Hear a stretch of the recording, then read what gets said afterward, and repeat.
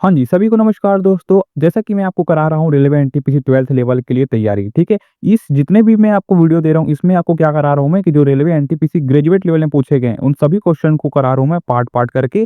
तो ये 80% से सब 90% काम आपका यही कर देगा, क्योंकि आप समझ सकते हो कि जो क्वेश्चन पहले पूछा गया, अगर आप उसी को कर लोगे, उससे तरफ संबंधी एक्स्ट्रा फैक्ट को कर लोगे, तो आपके लिए कितना हेल्प हो जाएगा, ठीक है? तो अगर आप रेलवे एनटीपीसी 12th लेवल की तैयारी कर रहे हो, तो इस जितने भी मैं आपको वीडियो बता रहा हूँ, जितने भी आपको क्वेश्चन दे रहा हूँ, सबको तरीके से कर लेना। आप पहला प्रश्न देखते हैं, भारतीय संविधान का कौन-सा अनुच्छेद राज्य के लिए महाधिवक्ता की बात करता है? ये पूछा गया आप 21 जून में आप देख सकते हैं, ठीक है? क्या बोलेंगे हम? अनुच्छेद 165 में, ठीक है?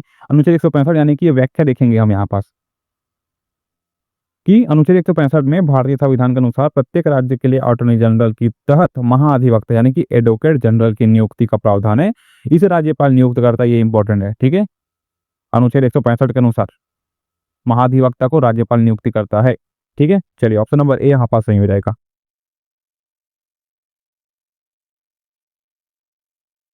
अगला प्रश्न है where is Valley of flower national Park situated. यहाँ पास पूछा गया है कि जो क्या बोलेंगे विले ऑफ फ्लावर कहाँ स्थित है, ये पूछा गया है। सीधी बात बताइए। तो ये आपको पता होना चाहिए उत्तराखंड में स्थित है। ठीक है, ये भी क्वेश्चन आपके कहाँ पूछा गया है, 21 जून वाले शिफ्ट में पूछा गया है। ठीक है, याद में रखेंगे। ठीक है, क्या बोलोगे आप? उत्तराखंड बोलोगे। ठीक है ना? Valley of flower national park Uttarakhand में चमोली जिले में स्थित है। ये आपके लिए इंपॉर्टेंट है। ठीक है, मैं व्याख्या बता रहा हूँ आपको। चमोली जिले में स्थित है और यह हिमालय की ऊंचाई पर स्थित है। उन्हें यूनेस्को विश्व विरासत स्थल है। ठीक है, तो हिमालय की ऊंची जो स्थित है वहां पास स्थित है। ठीक है, तो क्या बोलोगे उत्तराखंड के चमोली जिले में। ऑप्शन नंबर क्या हो जाएगा यहाँ पास? बी यहाँ पास सही हो जाएगा। ठीक है, चलो अगला पूछा गया है भारतीय रिजर्व बैंक आरबीआई के मंडल में एक समय में कितने डिप्टी गवर्नर होते हैं? ये पूछा गया आप 21 जून में। क्या बोलोगे आप इसको? थोड़ा अपने से भी आंसर दीजिए आप, है ना? तो ये बोलोगे आप ऑप्शन नंबर बी यानी कि 3 होते हैं। क्या बोलेंगे हम? 3 होते हैं, है ना?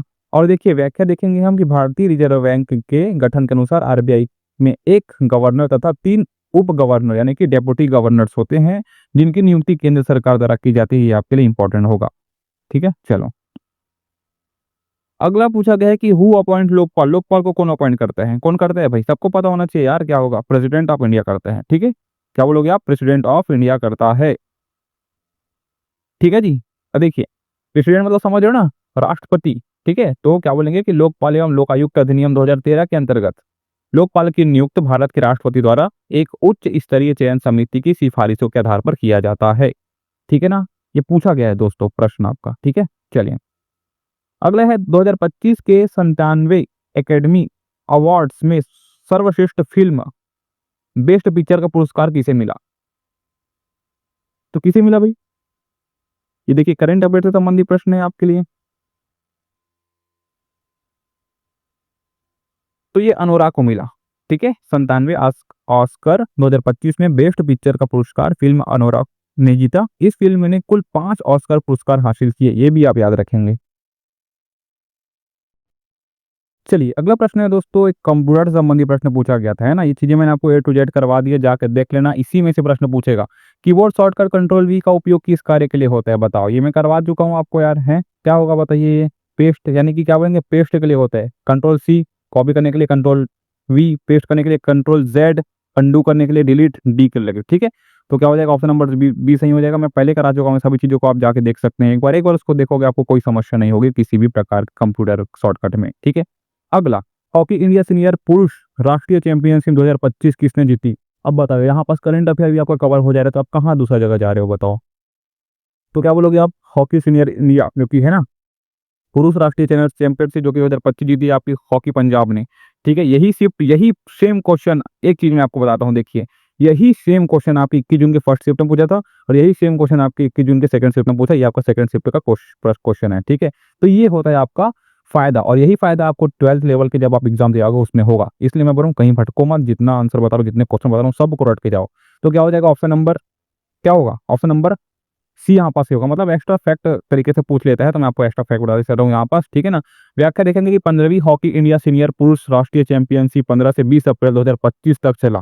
ठीक है, में हॉकी पंजाब ने हॉकी मध्य प्रदेश को हराया। कहाँ बोले? पंजाब ने मध्य प्रदेश को हराया, 4-1 से हराकर जीता। ठीक है, तो 4-1 का ये भी आप याद में रखेंगे। ठीक है ना, मैं आपको एकदम एक्सप्लेन करके बता रहा हूँ जो कि चीजें आपके लिए इंपॉर्टेंट है। अगला प्रश्न है, निम्नलिखित में से किसने हर्षवर्धन को पराजित किया जब उसने दक्कन में चालुक्य साम्राज्य पर आक्रमण किया? बताइए। तो ये होगा पल्लव वर्मा को हराया। ठीक है, व्याख्या मैं आपको कर देता हूँ। यहाँ पर देख सकते हैं कि राजा हर्षवर्धन दक्षिण में दक्कन के चालुक्य साम्राज्य पर आक्रमण कर रहे थे, तब पल्लव वर्मा ने उन्हें परास्त किया और अपनी विजय कायम की। तो क्या बोलोगे? पल्लव वर्मा। ठीक है ना, चलो अगला देखो भाई, क्या बोले कि पॉल एरलिच को नोबेल पुरस्कार किस लिए मिला? बताइए, किस लिए मिला इनको? तो इनको मिला था प्रतिरोधक दवा जो कि है ना, जो बनाया था इन्होंने, इसके योगदान के लिए इनको मिला था, याद में रखेंगे। मैं एक्स्ट्रा फैक्ट बता रहा हूँ जो कि आपके लिए इंपॉर्टेंट रहेगा। ठीक है, कि देखिए एक्स्ट्रा फैक्ट में क्या है कि पॉल एरलिच को 1908 में प्रत्यक्ष उपचार की खोज के लिए नोबेल पुरस्कार मिला था। कब का पूछा है देखो, इसलिए मैं बोल रहा हूँ कि चीजें को जो इंपॉर्टेंट है वो सबको करके जाओ। ठीक है, चलो अगला पूछा गया है आपका, यहाँ पर देख सकते हैं आप कि अवध के नवाब वाजिद अली शाह ने किसे लखनऊ का शासक नियुक्त किया था?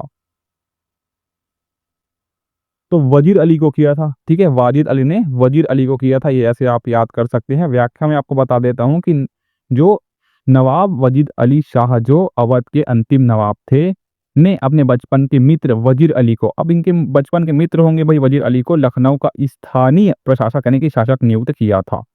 ठीक है, वजीर अली याद रखोगे, मैं पीडीएफ आपको दे दूंगा आप। ठीक है, टेंशन मत लेना। अगला देखिए, भारत के सेब, क्या लिखा है यहाँ पास, भारत के सेब पुरुष कहे जाने वाले हरिमन शर्मा को किस क्षेत्र में योगदान के लिए पद्म श्री पुरस्कार से सम्मानित किया गया? अब बताइए, पद्म से संबंधित एक क्वेश्चन ना पूछे तो आपका एग्जाम ही क्या। तो कृषि है, याद रखेंगे भाई, सेब पुरुष जिसको हम बोलते हैं हरिमन शर्मा, इसको क्या बोलते हैं, कृषि से संबंधित। सेब भी समझ रहे हो आप, कृषि से ही आएगा, तो ऑप्शन नंबर बी यहाँ पास सही हो जाएगा। रिलेट करके पढ़िए, ज्यादा याद मत करिए। ठीक है, व्याख्या याद रखोगे कि हरिवंश शर्मा को सेब उत्पादन एवं शोध में उनके योगदान के लिए भारत के सेब पुरुष कहा जाता है और भारत सरकार ने उन्हें पद्म से सम्मानित किया था। ठीक है, इतना समझ रही है आपको। चलिए अगला है आपका, 2024 में ब्रिक्स शिखर सम्मेलन की थीम क्या थी? वाह, क्या क्वेश्चन है, बताओ क्या क्वेश्चन है, बताओ क्या होगा इसका आंसर। तो 2024 में, 24 की बात कर रहे हैं, 24 की ब्रिक्स सम्मेलन की जो थीम थी वो थी आपकी क्या? क्या बोलोगे आप? Strengthening multilateralism for just global development and security. Option number B यहाँ पर देख सकते हैं, वो सही हो जाएगा। ठीक है, अब मैं देखता थोड़ा बहुत व्याख्या जो आपके लिए इंपॉर्टेंट है। जो 16वें नंबर की जो थी, जो 2024 में ब्रिक्स सम्मेलन हुई थी, ठीक है ना, जो कजान रूस में हुई थी 24 से 22 अक्टूबर को। ठीक है, इसकी मुख्य क्या थीम थी यहाँ पर देख सकते हैं, strengthening multilateralism for just global developing and security. ठीक है, ये थी आपकी थीम। ठीक है, चलो अगला प्रश्न है, वर्तमान में बीसीसीआई का लोकपाल कौन है? तो क्या बोलोगे? जस्टिस अरुण मिश्रा। ठीक है, अब इसको एक बार थोड़ा कंफर्म भी कर लेंगे दोस्तों, क्योंकि बदलते रहता है, क्या बोले आपके आने पेपर के आने तक बदल जाए, तो मैं थोड़ा सा आपको बोलूंगा कि एक बार कंफर्म करना है इसको। ठीक है, आप कमेंट में बताना कि ये है कि नहीं, जस्टिस अरुण मिश्रा। ठीक है, जनवरी 2025 में पूर्व सर्वोच्च न्यायालय न्यायाधीश जस्टिस अरुण मिश्रा को बीसीसीआई लोकपाल और एथिक्स ऑफिसर के रूप में नियुक्त किया गया। ऑप्शन नंबर बी यहाँ पास सही हो जाएगा। ठीक है ना, तो अब व्याख्या मैंने आपको बता दिया। चलो दोस्तों, मैं पहले बता रहा हूँ, जितने भी मैं आपको क्वेश्चन दे रहा हूँ है ना, ये सभी क्वेश्चन आपके रेलवे ग्रेजुएट लेवल में पूछे गए प्रश्न है एनटीपीसी 2025 में। तो ये बहुत परसेंट चांस बनते हैं कि आपके जो 12th लेवल में होगा उसमें पूछे जाने के। तो मैं इसलिए बोल रहा हूँ कि डेली की आप 20 से 25 क्वेश्चन कर रहे हो, आपके लिए सफिशियंट होगा। ठीक है, इधर उधर मत भगना। रण उत्सव कहाँ मनाया जाता है? सिंपल सी बात है, रण का मैदान कहाँ है ये बताइए, कहाँ है रण का मैदान? तो कहाँ है? गुजरात में। गुजरात के कच्छ में, तो गुजरात में ही होगा। ऑप्शन नंबर बी यहाँ पर हो जाएगा, कच्छ ऑफ, ये बताया ना आपको, रन ऑफ कच्छ। तो क्या बोले जाएगा, रण उत्सव कहाँ मनाया जाता है? गुजरात में मनाया जाता है। अब देखेंगे इसका व्याख्या, मैं कोई भी चीज व्याख्या बना नहीं बताता। ठीक है, व्याख्या जो कि रहना चाहिए। तो रण उत्सव जिसे व्हाइट डेजर्ट फेस्टिवल बोलते हैं, इंपॉर्टेंट है, याद रखेंगे। हर साल गुजरात के कच्छ के रण ऑफ कच्छ के दोरडो गांव में आयोजित किया जाता है। ठीक है, इतना आप याद में रखेंगे। अगला देखिए, what is the keyboard shortcut to perform paste operation? ए दे भाई, ये एमएस वर्ड की बात हो रही है, आपको पेस्ट की बात करें, अब भी बताया मैंने आपको, कंट्रोल वी। देखिए शिफ्ट में कैसे पूछता है ये थर्ड शिफ्ट का प्रश्न है आपका। देखिए तो क्या आप कैसे पूछ रहे देख रहे हो आप?